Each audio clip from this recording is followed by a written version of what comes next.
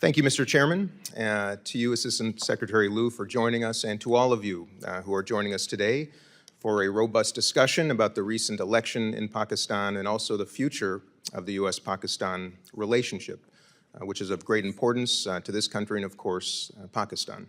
On February 8th, over 60 million Pakistanis voted in countrywide elections.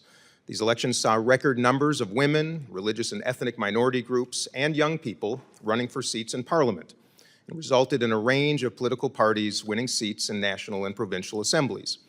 Despite these successes, the United States and international election observers have expressed concerns related to both pre-election and day-of-election irregularities, including the undue restrictions on freedom of expression, association, and assembly. The U.S. and like-minded countries have also condemned electoral violence, attacks on media workers, and restrictions on access to the internet and telecom services. It is important that any claims of fraud or interference be fully and transparently investigated in accordance with Pakistan's own laws and procedures. And I'm eager to hear from the Assistant Secretary regarding his assessment of that election, if the outcome was credible, and how the election fits into Pakistan's historical context.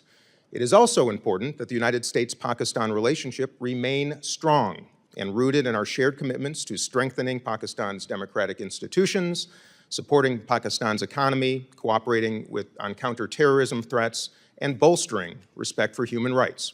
In addition to promoting democratic values, supporting Pakistan's economy is a key strategic goal of our bilateral relationship. After facing one of the worst economic crises in its history, Pakistan and the International Monetary Fund just signed a $3 billion standby arrangement in 2023 that is set to end this April. Prior to this agreement, Pakistan's economy was marked by soaring inflation, a sharply depreciating currency, dwindling foreign exchange reserves, and mounting overseas debt. To achieve fiscal stability and secure a longer-term IMF bailout, Pakistan will have to make structural economic reforms that will include controlling inflation and expanding the collection of the country's tax base. I do hope to hear from Assistant Secretary Liu's perspective on the new coalition government's willingness to work with the IMF and tackle Pakistan's very tough economic challenges in a serious and meaningful way. Terrorism and security challenges are also top of mind when it comes to the U.S.-Pakistan bilateral relationship. 12 militant organizations operating in Pakistan are designated FTOs, foreign terrorist organizations, under U.S. law.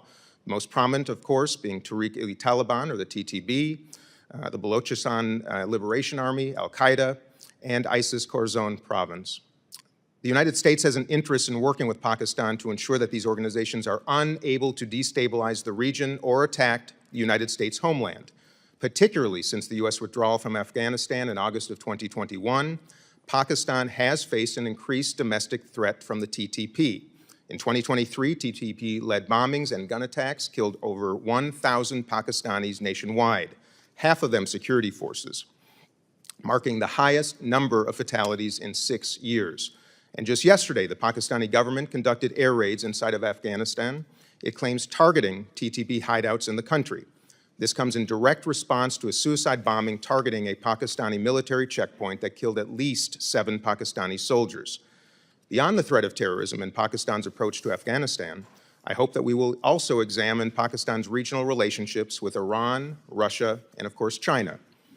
I'm also deeply disappointed that the former Pakistani government announced that it would expel all unregistered foreigners from the country. Pakistan is home to an estimated 4 million Afghan citizens, and approximately 1.7 million of those are undocumented.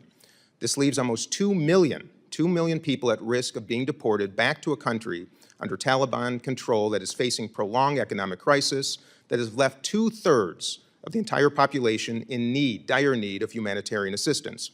What's more, many of these individuals have lived in Pakistan for decades, having originally fled Afghanistan in the 1980s during the country's occupation by the Soviets. Credible claims that Pakistani authorities have committed widespread abuse against Afghans living in Pakistan to compel their return to Afghanistan are extremely alarming. I recognize and am incredibly grateful for the important work that the State Department and the Pakistani government have done together to ensure that Afghans with a potential pathway to the United States or other international partner countries are able to remain in Pakistan while their cases are adjudicated. I hope Secretary Liu is able to speak to this as well. Pakistan and the U.S. celebrated 75 years of bilateral diplomatic relations just in 2022. Although it's important we continue to address the urgent issues I've mentioned so far, I envision progress towards more robust cooperation on global challenges, such as health and climate, technology, and trade. Pakistan consistently ranks among the top 10 most vulnerable countries on the CRI, the Climate Risk Index, with 10,000 annual fatalities due to climate-related disasters and financial losses amounting to $4 billion annually. In July of 23, USAID announced over $16 million in additional development and humanitarian assistance to support the resilience of communities in Pakistan that experienced 2022's historically devastating floods. These areas of cooperation highlight the work that we can do together to strengthen our communities and combat climate change as two peoples. We also have the opportunity to deepen our people-to-people ties, strengthen Pakistan's business environment, and invest in innovative solutions to global health and clean energy.